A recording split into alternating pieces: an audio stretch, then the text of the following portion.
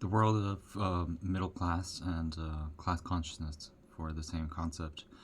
This one is about understanding the socioeconomic oppression and envisioning pathways for collective liberation.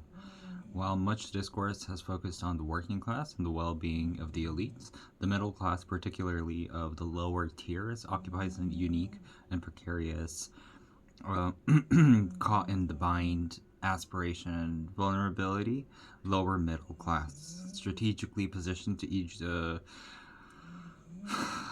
concede and achieving class consciousness in this context. It's obscene. Economic systems and cultural conditioning, and the solidarity necessary to effect the change. The middle class as a buffer zone is in the capitalist societies, the middle class functioning as a buffer zone between the functioning middle elite and the ruling elite. This is accidental, rather a deliberate structure, deliberately functioning in the stabilized way and an economic outright rebellion and remaining insecure enough to have a downward mobility.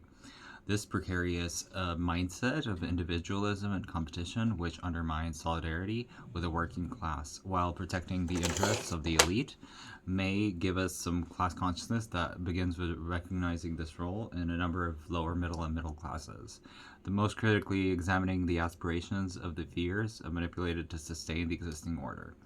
For instance, the elderly and the home ownership, professional success, and individual wealth, often obscuring the barriers and the limitability of the consolidating elites.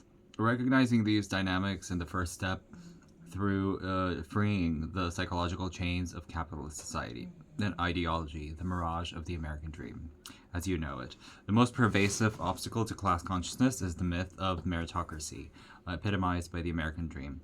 While this narrative suggests that hard work and determination is sufficient to achieve success, regardless of the starting point, while this ideal has some inspired generations and has also served a lot, and shifting blame from structural inequality to personal failure on this social strata. This myth is particularly insidious because we're not allowed to speak out, and we believe that we're just a few ways away from social and economic stability, fostering the complicity and yet generating more.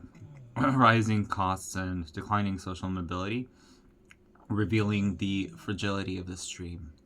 The meritocracy dream as a tool of radiological strengths and revealing class stratification is shifting the focus from the personal achievements to collective well being and questioning why systemic barriers exist in the first place.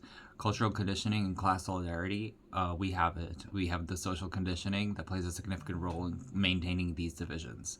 The middle class is often socialized to be with self and distinct from the working class, adopting the cultural markers that signify the upward mobility in careers and consumer goods. These markers create a false sense of separation and create a vulnerability and interest between these groups. And this is what I'm talking about, it's repeating and following my ideas. So this involves rejecting stigmatization in labor and recognizing the dignity and value in the rising work. So this is my value, and these are my coins, and this is my wealth. So the lack of healthcare and generic housing. I'm not separate from this in the middle class. I'm just continuing the systemic exploitation, and I'm in solidarity with myself and aligning with the higher self Brahmin movement and the economic processes. Economic literacy and systemic awareness is what I'm looking for, and I'm compromising again and again with the literate lower middle class and comprehensive understandings of the economic systems that are operated beyond and above.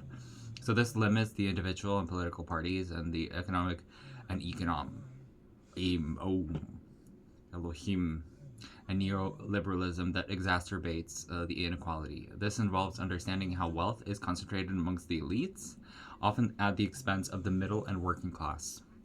Tax policies, corporate bailouts, and Roberta Bailey and Jonathan Bailey. Status quos of such are similarly recognized in the industry of entertainment and club cards. And in the club, we all fam. financial systems, they progress ahead, and they pass on this knowledge that can challenge the economic structures that exploit them. We're building a collective power.